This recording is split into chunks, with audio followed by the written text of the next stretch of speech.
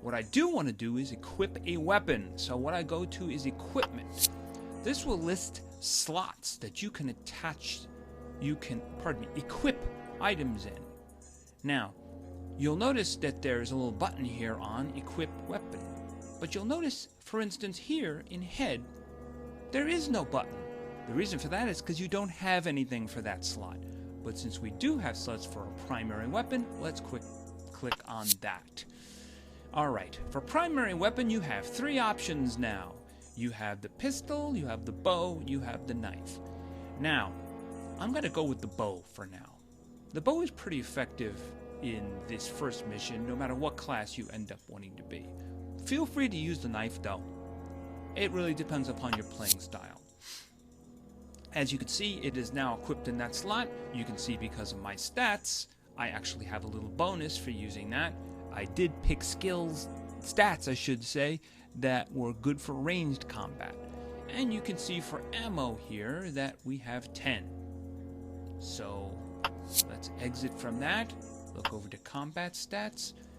Your attack time with that weapon is 27, recover is 11. Gonna go a little bit deeper into that in just a second. As a matter of fact, very quickly into a second, because now that that objective has been completed, we're gonna get another little message. And as you can see, this one is bracketed off. It's more or less a little explanation to the player. You see, the dead hop really functions on a lot of time slicing.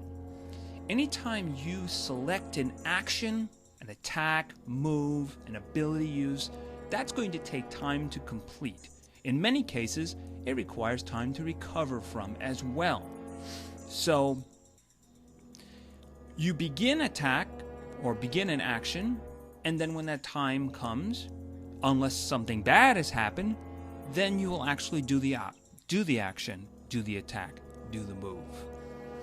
And then you'll have a little recover time before you can actually do something again. Now, if something big, ugly, and mean interrupts you in some way, well, that action stops. If something is faster than you in an attack, it's going to hit you before you hit it.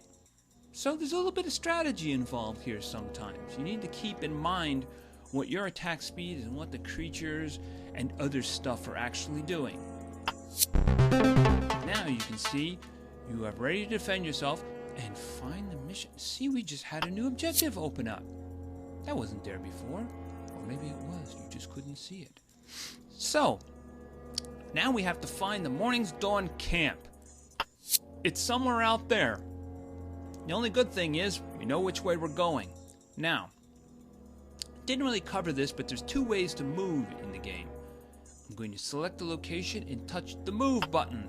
That will move you pretty much in a direct path of where you're going.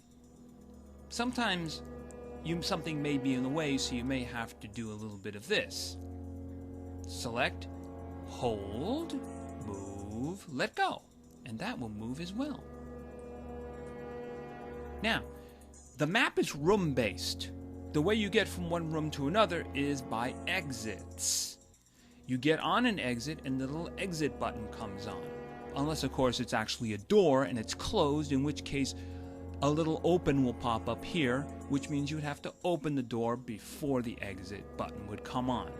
But let's just go into the next room, and I'm sure there's probably something there quite interesting. Yes, I was right. The next room is your first playpen. Your first play panel, I should say. A rotting corpse. The first time you run into a creature for the first time, you'll get this little description text telling you something about it. You may actually get some hints on how to deal with it as well. In this case, you have a really weak creature that is very slow and has virtually no offense or defense at all. But then again, you don't really have a class yet, so let's not dismiss it too quickly, right? So he growls at you, and he starts moving towards you. Of course, it's going to take him quite a long time to get there, so that's long enough for me to shoot him with my bow. Ooh, good. How about that? So I selected the enemy, I hit the attack. I began attacking. When the time was done, I started the attack. I hit him in the torso. I got a lucky crit, and he's dead. Isn't that nice? Well, it's not so nice for the rotting corpse, I suppose. So now I'm going to search his corpse because I'm going to hope... Yes, I got my arrow back. Patch pants. That's not so good. I pretty much have that. So I got some other corpses in the room here. Maybe they got something I can wear. A patched robe. I'm going to grab that for now. See if I can get something better, though. Because at the moment, I'm not really wearing very much. Leather boots is okay. Patch hide is a little bulky, but I'll take it for now. You see, there are different kinds of armor. You have light armor, you have medium armor, and you have heavy armor. You can pretty much guess the protection values go up with the heavier. But what also happens is they will slow you down. For instance, if I was to look at, let me just go to the inventory for a moment. Let me look at the patched hide. This is heavy armor. You can see its armor protection is pretty good, but there's a cost to that. You'll notice it has action adjustments, a +4 and a +3 on recovery, which means if I put that on, I'm going to be slower.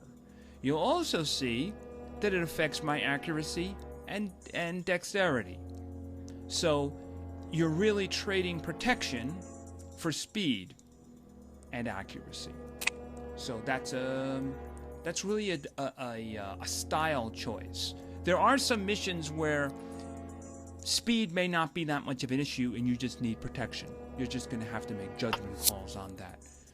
Now, this one was interesting because it covers a lot of slots. So actually, I'm just going to put that puppy on right now. Equip. Ooh, the head button is on now because this covers all those slots. So I'm going to equip the robe.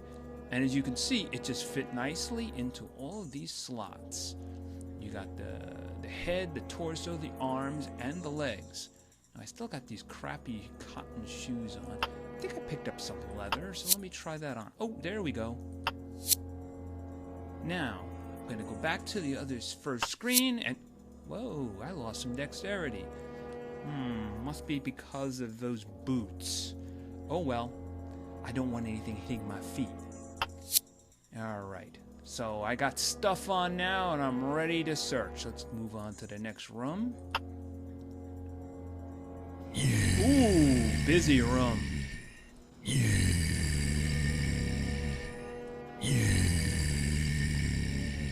Alright. Now we got a problem. We need to do something about this. So let me see. Ooh, he's going to attack a 19. That's not enough for me to use my bow. Maybe it's time I reach for an ability. You start off with a couple of default abilities that are not class related, so they don't really stack too well. But they're very good for the first mission. Just later missions, you probably don't want to use them. Once you get your class abilities, that's what you should be using. So I have one combat ability. It's called Reckless Slam. That's an attempt to knock a creature down. See, what happens is you use it, and it tries to apply an effect. The effect is knockdown. The resistance roll to that is dexterity. The effect basically incapacitates you for 40 seconds. Well, I shouldn't say seconds, 40 time units. So, it takes 12 to do, and recover time is 14. So, hey, I can do this before he can do his thing, so hopefully it works. And he is knocked down. Incapacitated for 35. More than enough time to go zap. And he's dead.